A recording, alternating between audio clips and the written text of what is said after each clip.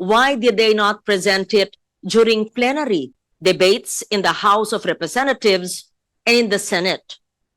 Assuming they still forgot, why did they not write the letter during the time of the HGAB? Assuming they forgot again, why did they not give it way before the BICAM? Mr. Chair, ito na po ang aking pinupuntos. Hindi lang po ngayon, mula pa nung ako'y nag-chair 10 years ago. Yung ganun din yung North-South Commuter Railway dahil sang-ayon naman tayo na napakababa ng performance. Pero ito ang inaasam-asam ng ating mga sumasakay ng iba't ibang public transport na sa wakas magkakaroon tayo ng subway system. Ang pagkaintindi ko ba, babawasan pa lalo itong dalawang to.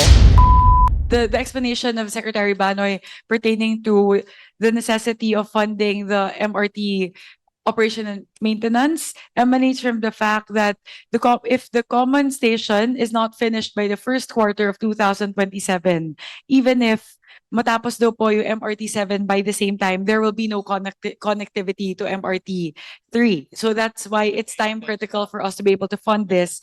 And for the second request, the AFCS, absent of the funding, this will risk non-usage of the beep cards in all of our rail lines. So we will have to revert to cash payment if this is not funded. So those are the only reasons why Sen Win and I believe that this is a realignment that we would like to present to the members of the BICAM committee for consideration, as these are two very important programs. Yes, Mr. Chair. Senator Lauren, and then Senator Amy. Thank you, Mr. Chair. Of course, I will support my chair. But I pose the question, if this is so urgent, which I think it is, why did the department, regardless of who is sitting as secretary, did not include it in the initial NEP? First quarter of this year up to June. Assuming they did not think about its necessity then, why did they not present it during plenary debates in the House of Representatives and in the Senate? Assuming they still forgot, why did they not write the letter during the time of the HGAB? Assuming they forgot again, why did they not give it way before the BICAM? Mr. Chair, ito na po ang aking pinupuntos. Hindi lang po ngayon, mula pa nung ako'y nag-chair 10 years ago. Bakit ba tayo mga Pilipino palaging afterthought?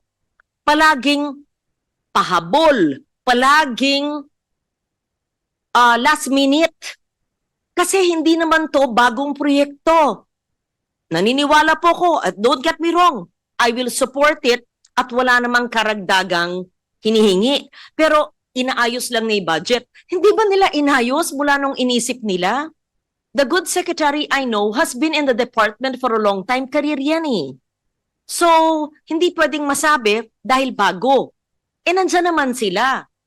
At bago siya, si Sec Vince Dizon. Siguro naman nag-usap sila tungkol sa kanilang NEP. I put that on the table, Mr. Chair, while supporting your motion to adopt it. I'll repeat, let it be a lesson to those doing their budgets, whether you're a big department or a small bureau or commission. You present it to DBM. You think about it for 1 year. Pagkatapos po ng Kapaskuhan New Year, gagawa na naman sila ng NEP ng 2027, all agencies up to March. Please think. Please plan. Don't come to us in December for something that is so essential and basic. So, it's an afterthought, even if it's urgent and basic. I have to put that on record. Pasensya na po. Thank you. Senator Amy. Yes, Mr. Chair. Recognize Senator Amy first. Yes, Mr. Chair. Kahapon pinuna ko na po ito dahil tama ba yung pagkaintindi ko, binawasan na ng halos kalahati ang Metro Manila Subway at yung ganun din yung North-South Commuter Railway dahil sang-ayon naman tayo na napakababa ng performance. Pero ito ang inaasam-asam ng ating mga sumasakay ng iba't ibang public transport na sa wakas magkakaroon tayo ng subway system. Ang pagkaintindi ko ba, babawasan pa lalo itong dalawang to. So we are decreasing further reductions of 1.8 and 1.8 din sa bawat isa. Is that the understanding? So from 25 billion Metro Manila subway and 37 or 38 billion of the North-South, may bawas pa ng 1.8 kada isa. Paliit na lang ng paliit to. Paano yan? Palaki ng palaki yung commitment fees natin at yung reputational damage natin talagang insurmountable na. So babawasan pa to lalo. Foreign funded to, nakakaya to. Balasubas na yung Pilipinas, Diyos ko. I'm on the phone with Secretary Banoy to clarify the queries of Senator Legarda and Senator Marcos. So with tinanong ko po exactly how Sen. Lauren asked it as to why it was not there in the NEP and it hasn't been brought up either during the House deliberations or the Senate deliberations. What happened po is that both of these, the AFCS project as well as the common station, were supposed to be under two different PPPs to be supposedly managed by the LRMC. They were waiting for the LRMC to take care of all the documentations, all the requirements for the PPP to push through in the year 2026. Up until this point, hindi pa po nagsasubmit yung LRMC. So given the criticality, LRMC. what's LRMC? Says something, abbreviates it, he better explain. Light Rail Transit Extension. Should call out the head of that LRMC. I mean, we cannot be hostage by people who are not doing their job on time. I mean, ugali. The LRMC po is the Light Railway Management Corporation. That's under him. Management Corporation. Head niya. At saka pag may deadline, niya yung deadline. Ganun lang. Forever. Kasi kung papayagan natin sila, lahat na lang ng ahensya pwede mag-internal realignment. This one po, Sen. Lauren, the LRMC is a private corporation. So this is the private group that the OTR was supposed to work with. He should have made deadlines. Actually, in fairness to the department, nasa tier 2 siya. Nakalagay ho siya sa tier 2, but hindi ho natanggap because of fiscal space. However, you're right, Senator Lauren, being a veteran in the Committee on Finance, na merong opportunities, many opportunities to submit. Correct. So, nakakaano talaga.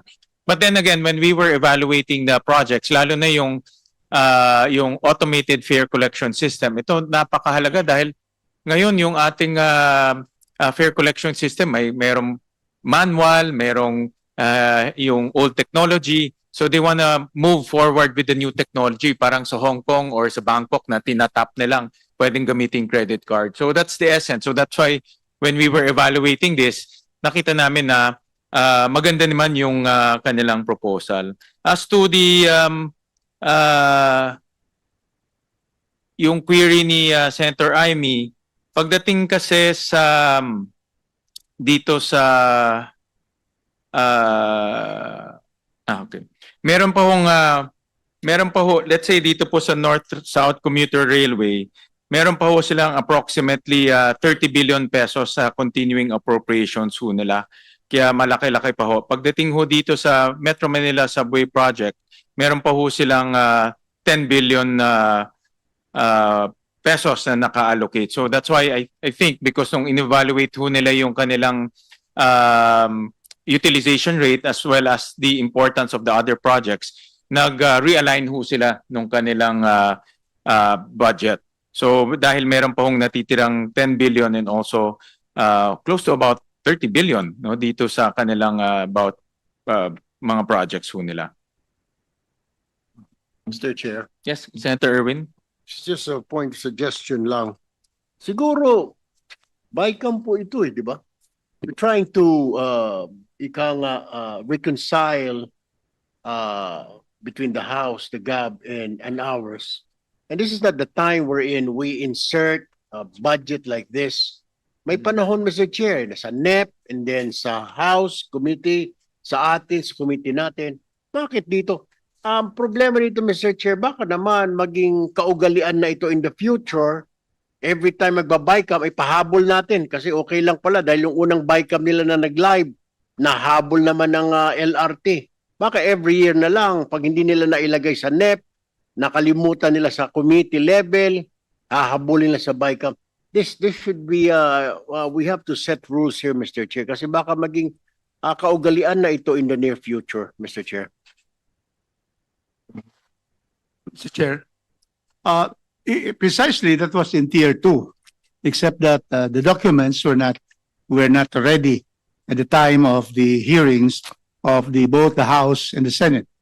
But then we have a request from our Secretary Banoy Lopez, that we give this to them. It is much needed, explained by the two chairperson. So they were not remiss in putting it there, but it was tier 2. And the problem with tier 2, almost always, they are really not included in our provision of the budget. So I move for approval for this, Mr. Chairman. Just the query of Senator Irwin, just before I move on that motion. Tama ho kayo, Senator Irwin, no? That's why we are putting this to the body para makita rin ho natin yung mga request ng mga agencies. Dahil in fairness to them, along the way, no, may mga bagay rin silang nakikita na dapat pondohan o dapat hindi na pondohan o dapat ilipat po sa mas maimportanteng mga proyekto along the way because sinasubmit na ho nila ito sa around July. No? So may mga after July, may mga bagay sila ho nakikita na kailangan ho nilang pondohan para magamit na ho immediately. So that's why actually the letter is an appeal letter to us.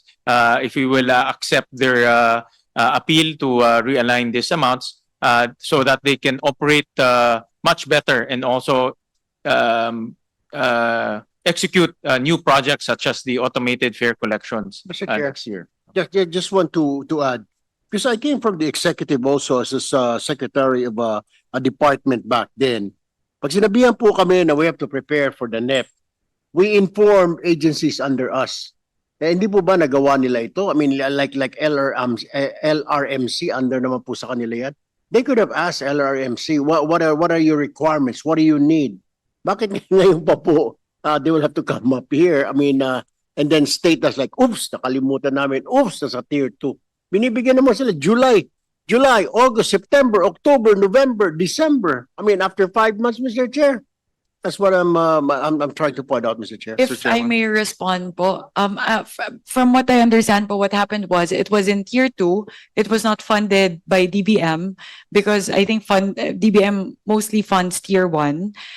They were fine with keeping it in tier 2 because they thought that the PPP was going to materialize. And then eventually, when they realized that the PPP was not going to materialize, at saka po nila linaban ngayon kasi otherwise po it will be detrimental to our commuters and to the interoperability of the different MRT stations. So siguro po sa amin po the stand po of myself and Chair Win, as much as possible ayaw po talaga namin mag-entertain ng ganito. They've had 6 months since the NEP was almost 6 months since they submitted the NEP last August 13. So I agree po. I very much agree. We wouldn't have said yes to this or even entertain this if these two were not critical projects. Medyo hindi po kasi lang talaga maganda yung consequences kung hindi po natuloy yung common station at saka yung PEEP cards. Kaya lang naman po namin in-entertain. Thank you po. Mr. Chairman? Yes, Senator Kiko. Yes, well, I share the concern of Senator Erwin Tulfo, and therefore, perhaps moving forward, and for the guidance of future BICAMs, do we take this as precedent setting, that in future BICAMs, we will accommodate matters that should have been raised at the committee levels in the House or in the Senate. I think that should be put on record, so that, because, if I may, as we act on this particular request of this particular agency, this should not be a precedent. Should not be considered or set a precedent for future bicameral conferences, conference committees, and for future budget deliberations.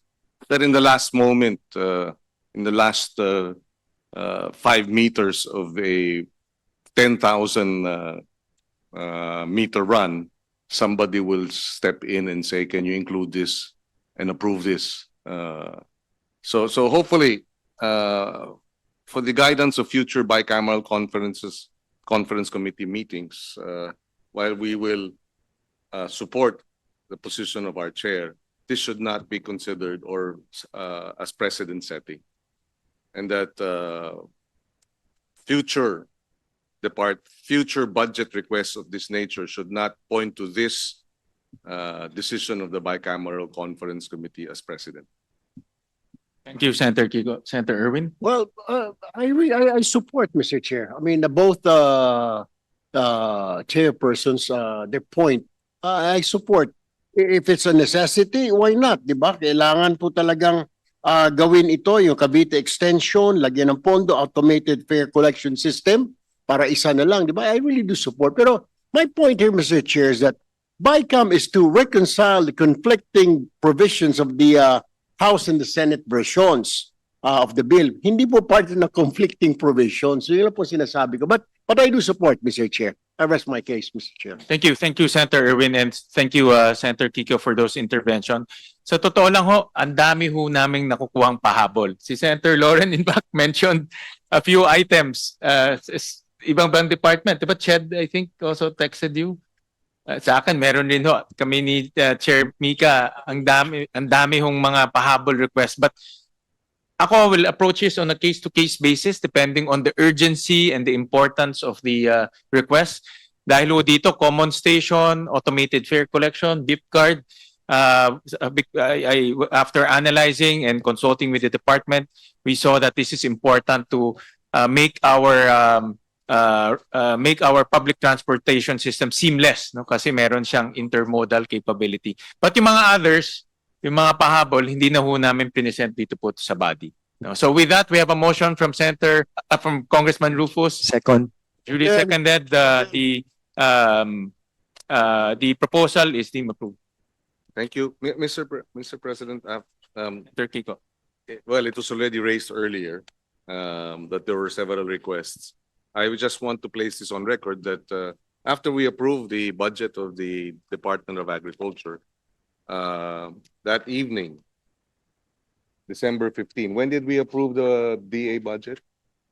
December 13, the BICAM approved the DA budget. On December 15, the DA secretary wrote to the chairperson submitting a list of farm-to-market road projects with coordinates amounting to the same amount that we approved, 33 billion, except that 8.9 billion worth of projects were introduced as in the December 15 letter, which was not in the list of projects that we approved on December 13. How do we act on that? Chair. Mr. Chair, at the end of the day, I will support my chair. But let me please put this on record. Just like I spoke last night and now about the OTR, it's the same issue with the Department of Agriculture.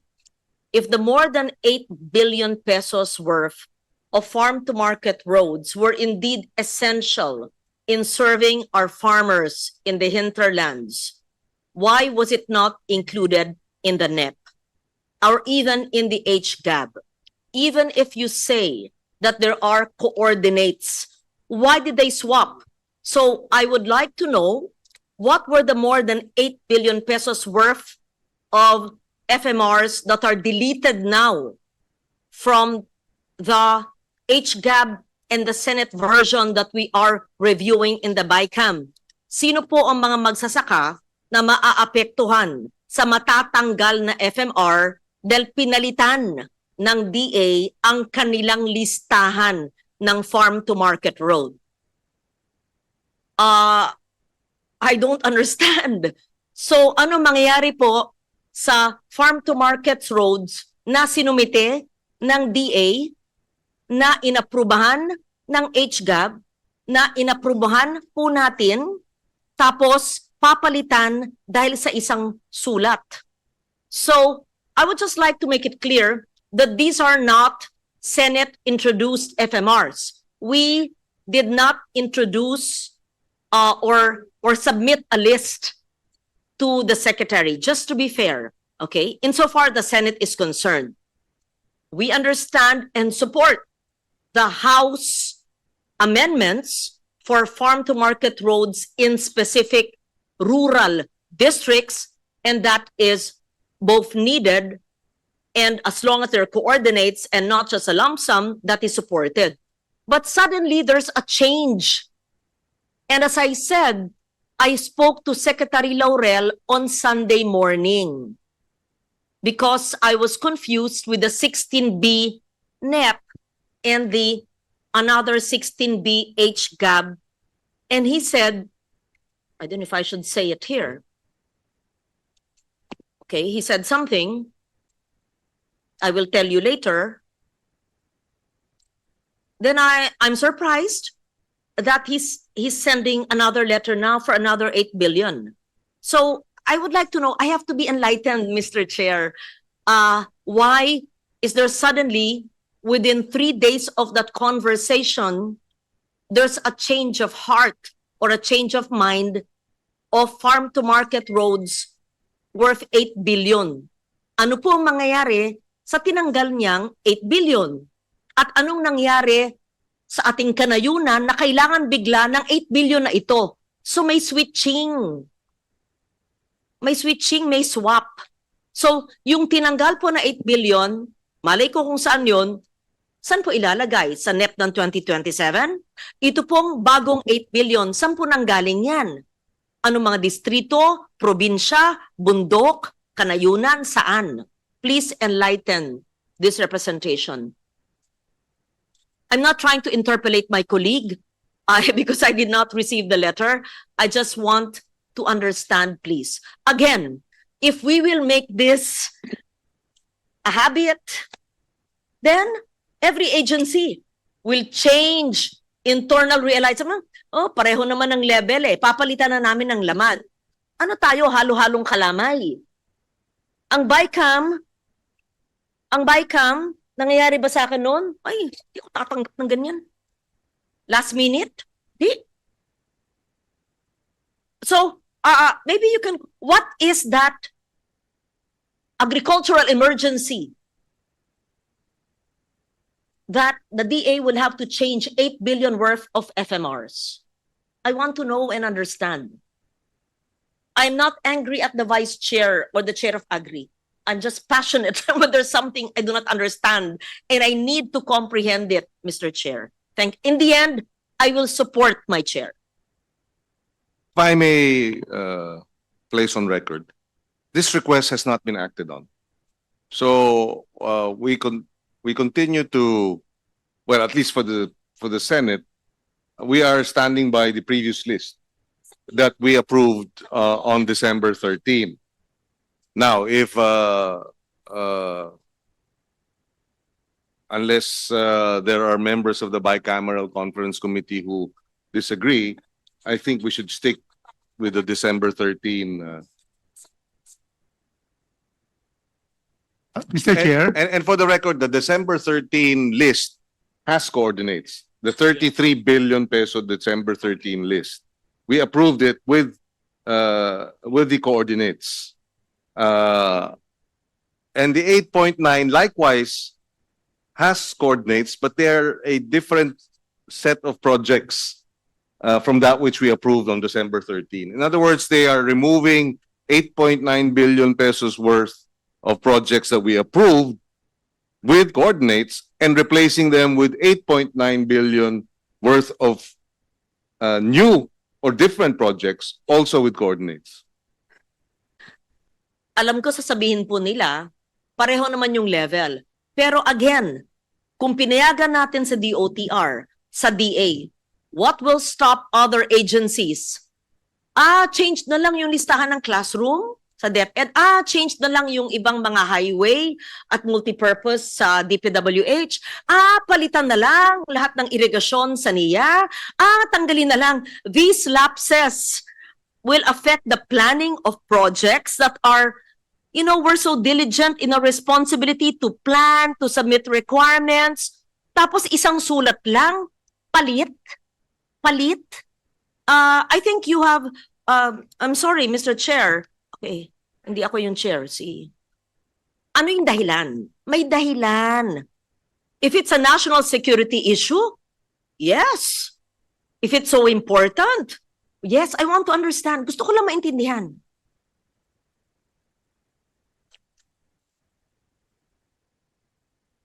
So there's something he knows that we don't know. May I venture a guess based on, well, Not guess. no, it's because not a the guess. Bicam is Lara, not let me guessing. finish, ma'am. May I venture a guess based on the letter that he sent to us and the reason that he gave? Part of the reason that he gave was, please be informed that the earlier submission was made without the approval of the Secretary of Agriculture, as the undersigned was on official medical leave at that time. So, and this is where my guess comes in. No, this is where my intelligent guess comes in, if I may be allowed to perhaps try to understand what happened here. This is the first time we have asked for coordinates. We've never asked for coordinates before. In previous budgets, it has always been lump sum. So it is possible that because this is the first time that this is being requested, then therefore the preparation of these coordinates had to go through a process that somehow there were gaps. And that being the case, because of the gaps, they had to correct the submissions. That is my intelligent understanding. We've never asked for coordinates and an itemized list of projects in the past. This is the first time. Mr. Chair, may I? Ang DPWH, months ago, sabi, overpriced. Bunuan budget yan. Overpriced. Ibaba. Paulit-ulit. Sa hearing, sa technical working group, sa media, even the president said the same thing. Our chair worked diligently with LBRMO, everyone, and DPWH, binaba. Ayon sa kanilang inputs at methodology, binaba. Inapprove natin. Sa BICAM sabi, itaas. Kaya nga nagkaroon ng impasse for a while, pero nasolve natin sa CMPD. Thank you to the House for agreeing for a truthful, accurate budget. Salamat. Tapos, DOTR. Yan, may letter. Internal realignment. Sige na. Tapos, ang DA. Yung 8.9, hindi pala official transmission yan. Hindi pala inapprove ng secretary. We approved it. What does it make of us? It's not an official list. Now, this is the official list. So we better have rules. I think the bicameral committee has to have rules. When there are letters from the cabinet, that means letters given to the chair are not official transmission. We have to check. There should be maybe a watermark. So they're saying that these were not official transmissions because the secretary was on medical leave. Ano ibig sabihin yan? So, sino nagpadala? USEC niya? What was it? A fake list? And then the bicameral conference committee approved it? Hindi ganyan eh. Hindi, nangyayari ba yan nung 10 years ago? Hindi eh. Walang ganyan. Hindi nangyayari yan noon. Hindi ganitong kagarapal. Ang pagpapalit-palit. Ibaba ang presyo. Sumunod. Ayon sa kanila. itaas ang presyo. I-recompute. DPWH yan. DOTR, realignment, palit lang naman. DA, palitan. Hindi ako yun, hindi kami yun. Walang coordinates yan. Or meron pero mali yung listahan. Yan ang sinabi ko, 3 na yan. O ilan pa? Oh, baka maglapitan lahat ng ahensya ngayon. Pwede pala magpalit. Palitan namin lahat ng laman. Pareho naman ang level eh. Mr. President, I'm sorry. I have to express my disappointment and exasperation. There has to be some discipline in government. Di ba sa eskwela tayo, pinag-aral tayo, finish or not finish, pass your paper. Pag nagraduhan na ng teacher, tama na, hindi pwedeng, magpalit yung seatmate ko, mali. Ano tayo? How can we be a good example to people? Kung sa BICAM na, nagpapalit. Tama yung sinabi. Disagreeing provision, sabi ni Senator Erwin. Mr. Chairman? Go ahead, Sen. Yeah, Mr. Chairman, the Secretary is the head of agency. He's the alter ego of the President. He has the overall knowledge on how his department should go, especially on farm to market road. And so therefore, when the Secretary recommends, we have to give so much weight for that under the principle of regularity of function, that the Secretary is regularly doing his job. And to the best of his knowledge and ability, that is the list that he believes should be implemented. So therefore, I support the new list because that comes after a good study by the Secretary. He was on leave when that was given. Probably the NEP did not have the proper amounts and the proper coordinates, and there was none. Now there are coordinates, and he wants to correct it. He wants to have something that will be implementable. So I support Mr. Chairman, the new list of Secretary Kiko Laurel. Thank you. If I may, Senwin, I'll just read part of the letter sent by Secretary Francisco Chu Laurel explaining the new list. After thorough consideration, the department has identified the final FMR projects that are critical in linking key production areas. These projects were selected based on their readiness for implementation, consistency with national and regional development priorities, and their projected contribution to enhancing agricultural productivity, minimizing post-harvest losses, and expanding market access for farmers in priority areas. Further, the department will be undertaking for the first time the direct implementation of farm-to-market road projects. Hence, the attached final list consists of projects that are operationally workable on the part of the department and conducive to timely and effective implementation. I'm not sure if this is the same letter that Sen Kiko has on hand, because also in the first paragraph, he explained that the undersigned was on official medical leave at the time that during the earlier submission so he says that please be informed that the earlier submission was undertaken without the approval of the Secretary of Agriculture, as the undersigned was on official medical leave at the time.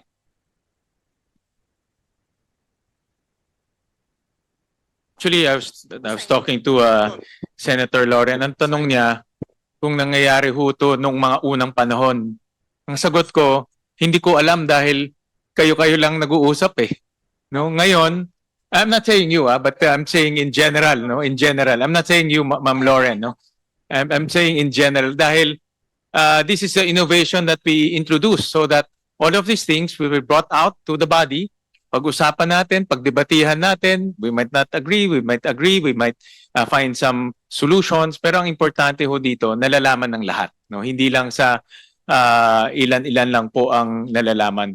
In fact, dati ho kasi lalabas na lang po yung General Appropriations Bill, doon na lang natin nakikita kung ano yung mga projects na pumapasok at hindi pumapasok. Pero ito ho ang kagandahan po ng open BICAM or ganitong proceedings para mapag-usapan ho natin. That's why, thank you for that, Chair. Totoo, nung panahon dati, 10 years ago, yung dalawang chair and LB Remo and the APRO staff. That's why I was asking Attorney Doblon 10 years ago, I can't recall, meron bang mga pahabol na ganyan? But she says, meron, pero pag na-discuss na yung department, tapos na. Or hindi ganyang kalalaki yung changes. But then, I appreciate the candor of the chair and his calmness in taking all this but it's up to you whether to accept it or not. I said at the end, I will accept and support your decision. We just have to agree na wag masanay lahat ng ahensya na magpalit sa last minute. We have to change that attitude. Yeah. But I support you, Chair. Mr. Chairman, with the permission of our colleagues, apparently, the letter read by Representative Swansing mentioned that please be informed that the earlier submission was made without the approval of the Secretary. This, as we were made to understand and relayed by the Department of Agriculture, the submission here was the net list of projects, and therefore, and what happened subsequently was that because it was submitted without the approval of the Secretary, the BAFE head was removed or was replaced. So that's the information that has been relayed to us. And therefore, they are now submitting this new list. What's important, I think, in the end, and again, I share the concern that these last-minute appeals should not be the norm. What's important here is that for the first time, the list has coordinates. This has never been done before, and therefore, the accountability and transparency objective is met. Of course, we have to continue to be vigilant, and that's why we have identified this information. We have also put forth a special provision on citizens' participatory audit, which means as the project is being implemented, the COA has a memorandum circular that provides for a program wherein citizens can participate in the audit. And we've also included that as a special provision in the implementation of the farm-to-market road projects. So again, the key here is there is transparency, there is accountability, there are coordinates that are now made available point to point, and there will be a special provision on citizens' participatory audit. So having said that, again, this should not be a precedent for future bicameral conference committee meetings, and we share the position of the chair that we will support the inclusion of this new list. If I may, Senwin, so I agree with the statement of Senator Lauren and Senator Kiko. We also don't want this to be the norm. All of these last-minute requests from the Secretary should not be the norm, and we support that.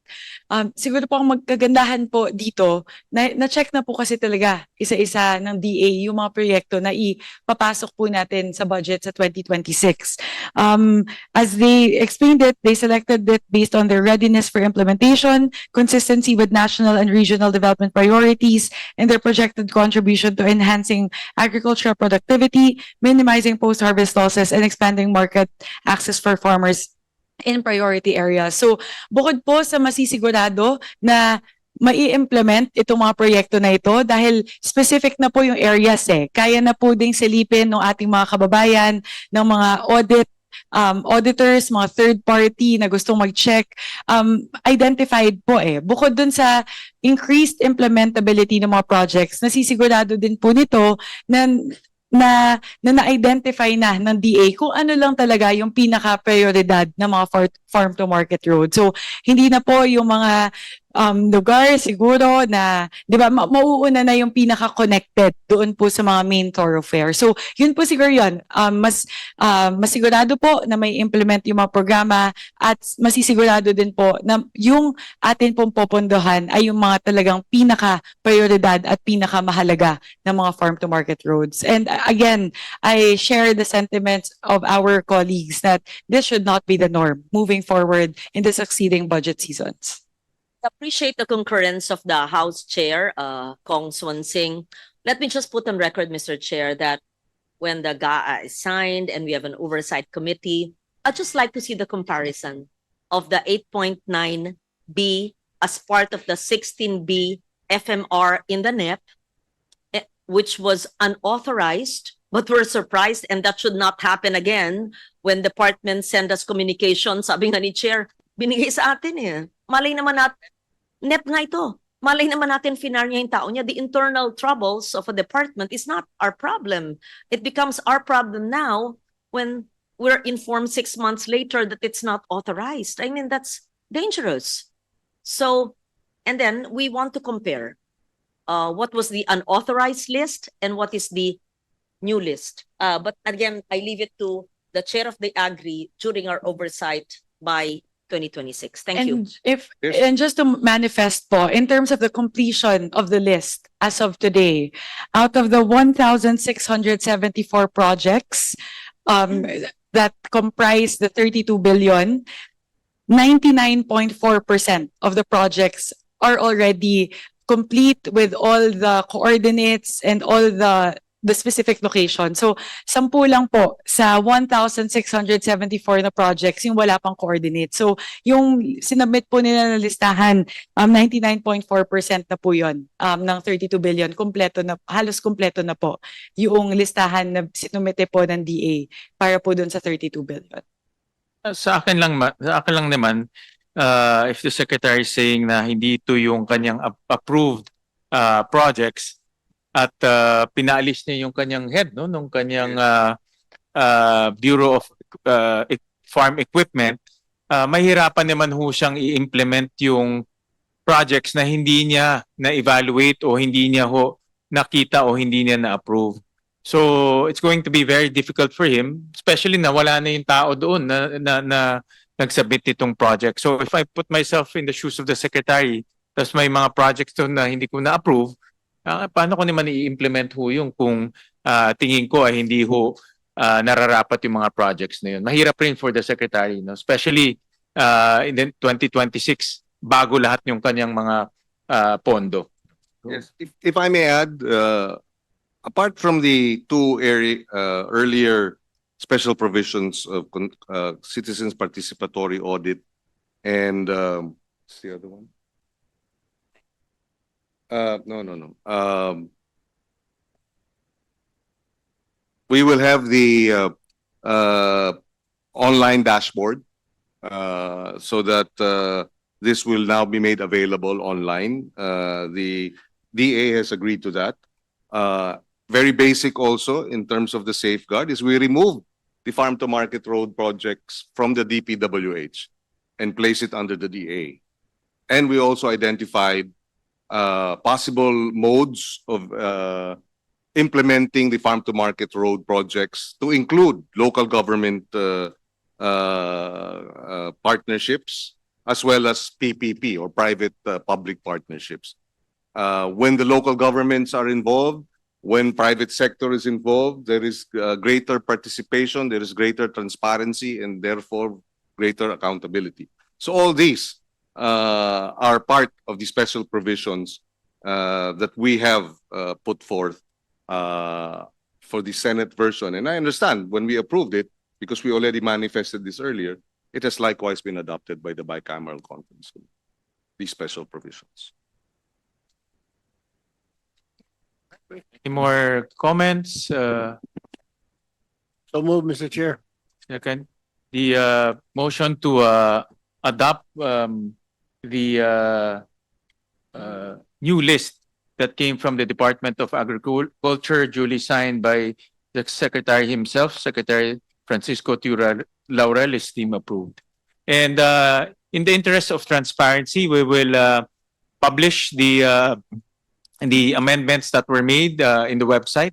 So we will also upload the list of amendments that we approve during the bicameral conference committee.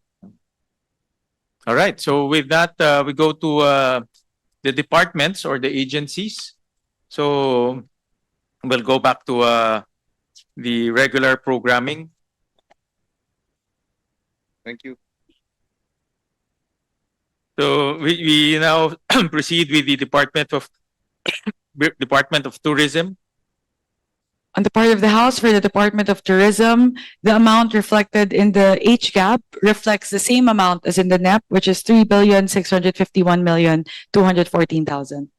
All right, the Department of Tourism, Office of the Secretary, 3.6 billion, branding campaign,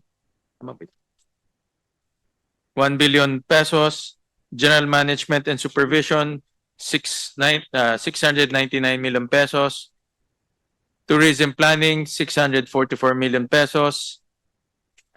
Any questions? Yes, Mr. Chair. Yes, Senator. I mean, Yes, a quick question. We all understand branding to mean a unique sign, a symbol, a logo, perhaps a message, a slogan, a promise, a unique value proposition. This is done once in the conceptualization of a brand and the launching of such. Itong Love Philippines, nalunsad ito nung Hunyo pa ng 2023. Bakit taon-taon magre-rebrand na naman ba yan? Bakit taon-taon binibigyan natin ng pera na napakalaki, kalahating bilyon, dinoble pa ng Senado ng 1 bilyon. Babaguhin na naman ba yan? Nakailang bago na yan? 2023 pa yan, 2024, 2025, 2026. I-rebrand na naman ba yan? Bakit? At ang baba-baba naman ng performance natin. Hindi pa tayo nakaka-recover mula 2019. Ba't ba natin pinabago-bago kada taon? Hindi ko maintindihan itong gastusing to. I'll answer our colleague. The chair and I were there in our meeting, and we always said that it's not just the Department of Tourism that must promote tourism. It must be a whole of government approach, meaning security, facilities, when you land in the airport, so it's Yes, etc. Then yes, given, then- but the exercise of branding is a very specific I'm getting there. promotional and Yes. advertising yes, effort. thank you. And it Let me need not be finish. repeated year Yes. on year. Okay. There was an allocation in the House. I think that's 500 M. Yes. And that was in the NEP, and the House allowed it. And according to the Secretary, that 500 is really not sufficient. Branding is not just a slogan.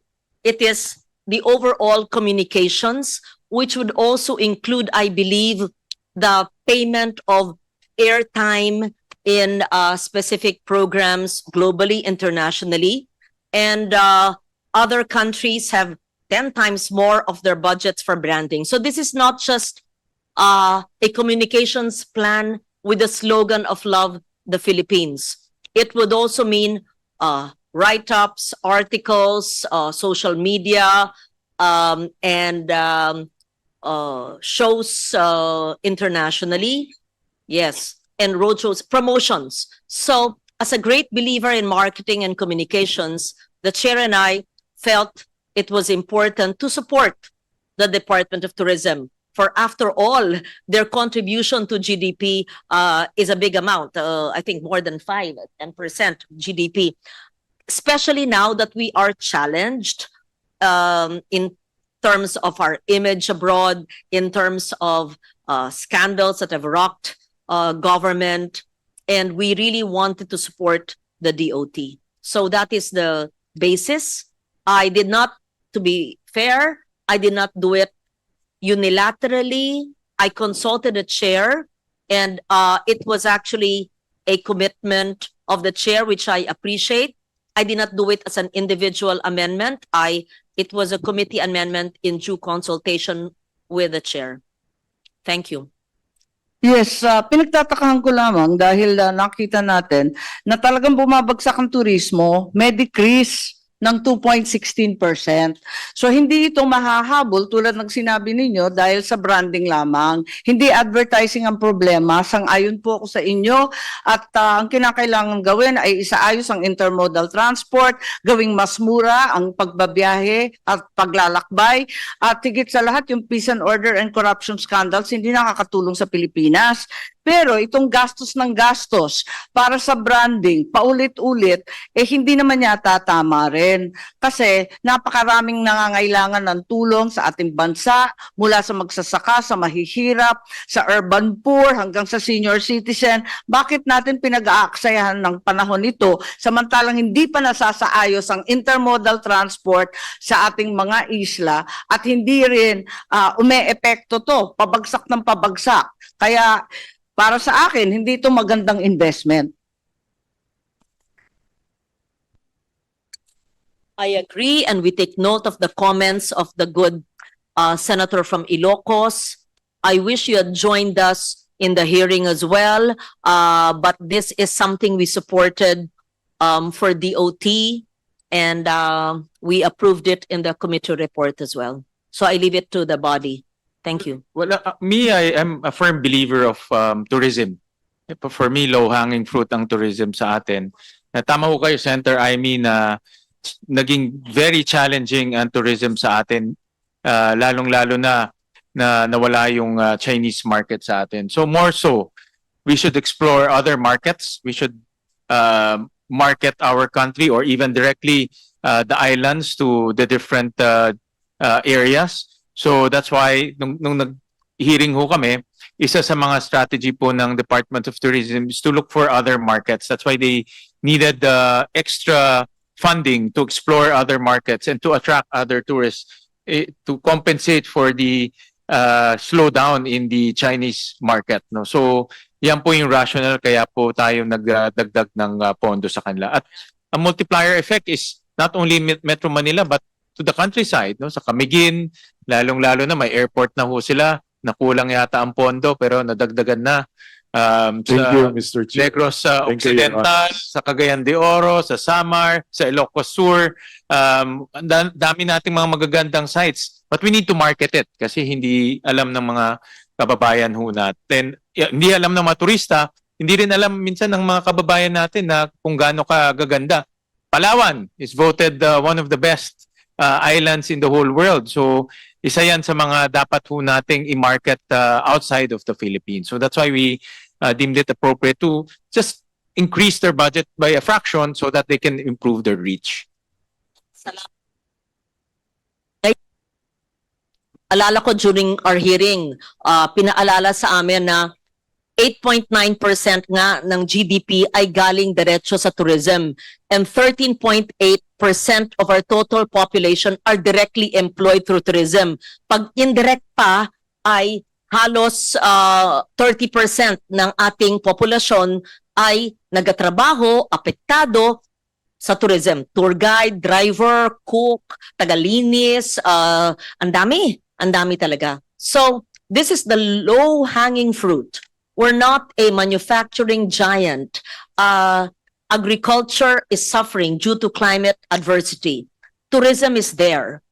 Anumang sulok ng kapuluan sa sa northern Palawan, sa Camiguin na isla, sa Bacolod City at sa Slow Food Network, sa Bataan na Montemar, for example, or sa Acuzar area. So Nueva Ecija, magagandang maraming areas.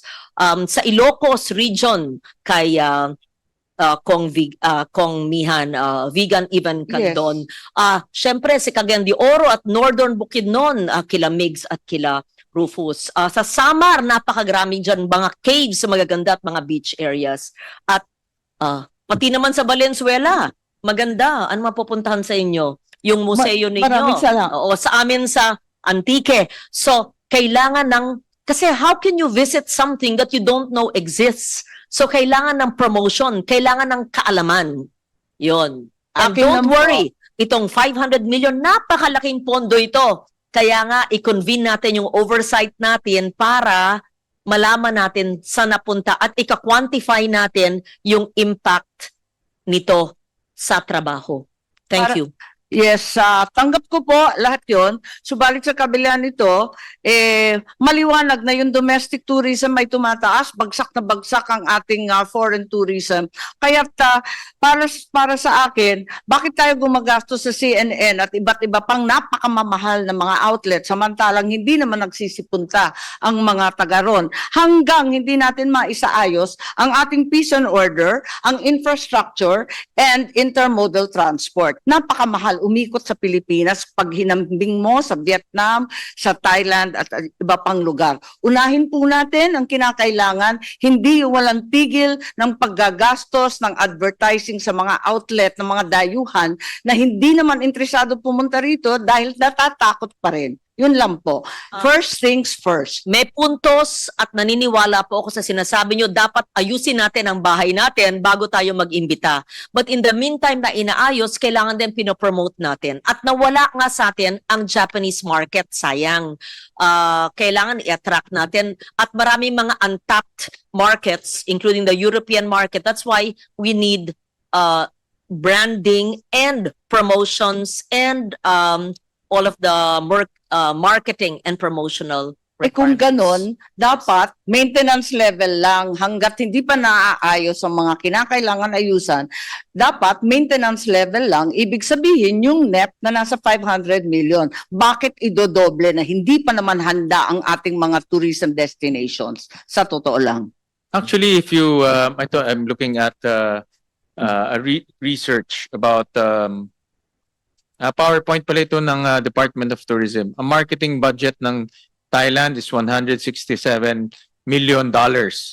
Ang Malaysia is $262 million. And Singapore is $431 million. Tayo is $52 million.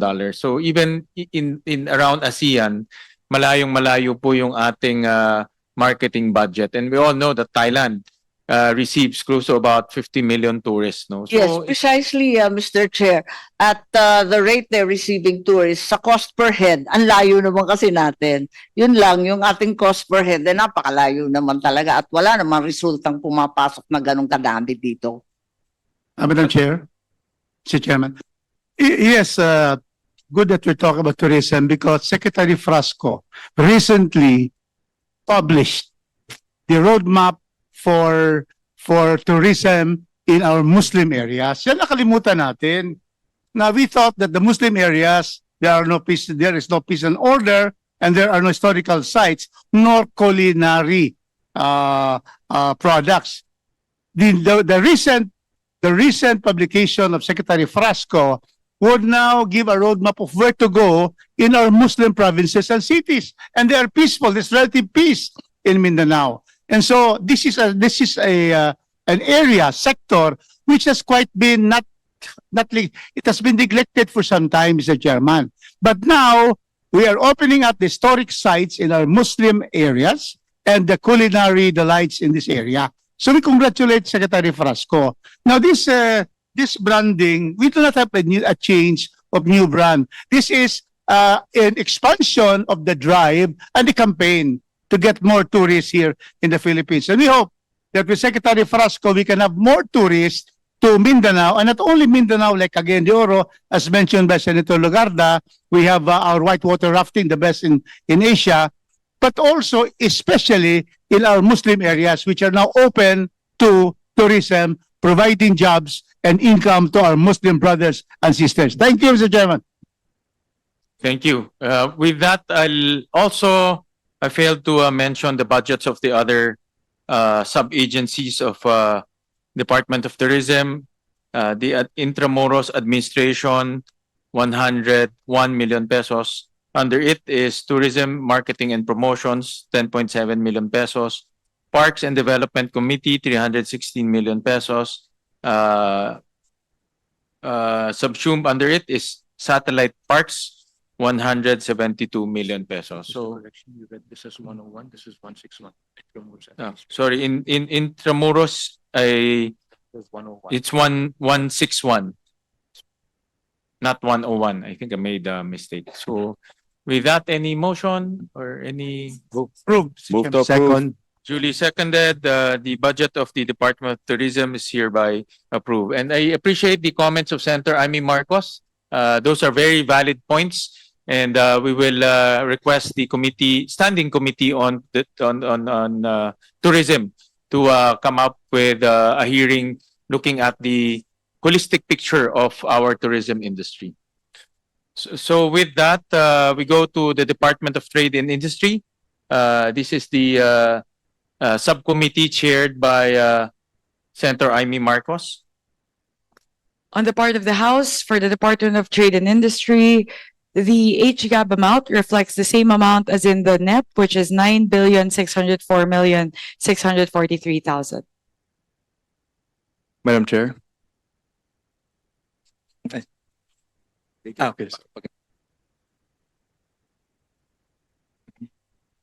All right, for the Office of the Secretary, 7.3 million pesos.